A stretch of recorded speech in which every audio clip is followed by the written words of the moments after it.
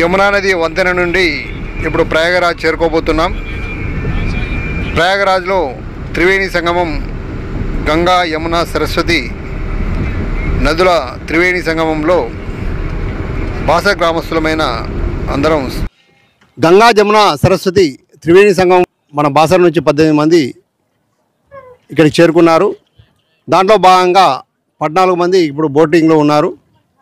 వారందరూ కూడా ఇప్పుడు త్రివేణి సంగమంలో స్నానం చేసి పునీతులు కావడానికి అందరూ పడవలో ప్రయాణం చేస్తున్నారు.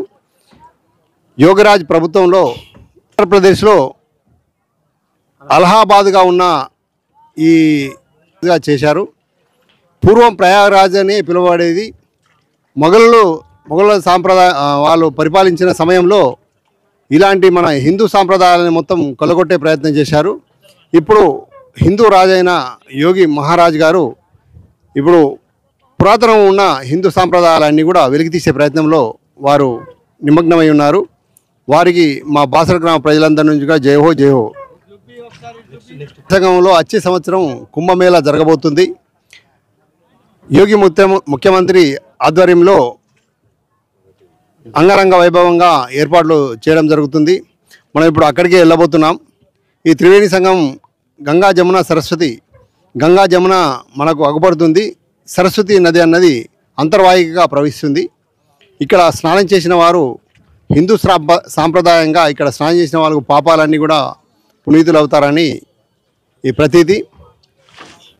ఇక్కడ భక్తులు వచ్చేవారికి ఏ ప్రాంతం నుంచి వచ్చిన భక్తులని కూడా వారందరికీ కూడా పిండ ప్రదానం కానీ వారు చేసుకునే పూజలకు ఇక్కడ దోపిడీ అన్నది మనకు ఖచ్చితంగా కనబడుతుంది. రాగానే ఫస్ట్ కానీ ఒక్కరికి 4,000 5,000 అంటారు. ఇలాంటి దోపిడీని అరికట్టేందుకు యోగి ఆదిత్యనాథ్ గారు ఇది గ్రహించాల్సిందిగా మేము వారి దృష్టికి తీసుకెళ్లే విధంగా మేము యూట్యూబ్లో ప్రచారం చేయబోతున్నాం. తెలుగు ప్రజలారా, మీరు వచ్చేవారు భారతదేశంలో వివిధ ప్రాంత భక్తులందరూ కూడా ప్రతిదీ మీరు గమనిస్తూ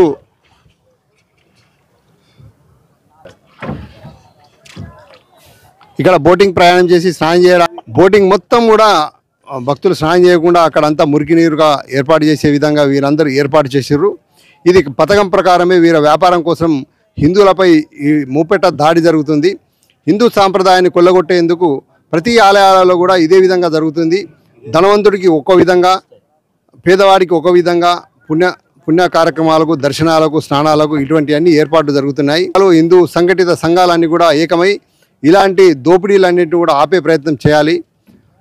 ఇంకెన్నాళ్ళు ఈ దోపిడీ ఆగబడుతుంది. ప్రతి ఒక్కరు కూడా కంకణం కట్టుకొని ఇలాంటి దోపిడీలను అరికట్టే విధంగా డబ్బులు పెట్టకుండా దర్శనాలు కావాలి, డబ్బులు పెట్టకుండానే పుణ్య కార్యక్రమాలన్నీ జరగాలి అన్నది ఈ ఛానల్ ఉద్దేశం. కెమెరామెన్ ఆనంద్తో तेरी नैया पार हो जाएगी। नहीं, कौन बोला है? सरपंच बन जाएगा। कौन बोला है? आत्मा बोल रही है, जा सरपंच बन जाएगा। आत्मा तो ये आत्मा बोले ऐसे दिख रहा है। कोई नर में ही नारायण है, कोई ना कोई तो रास्ता लगाता ही है।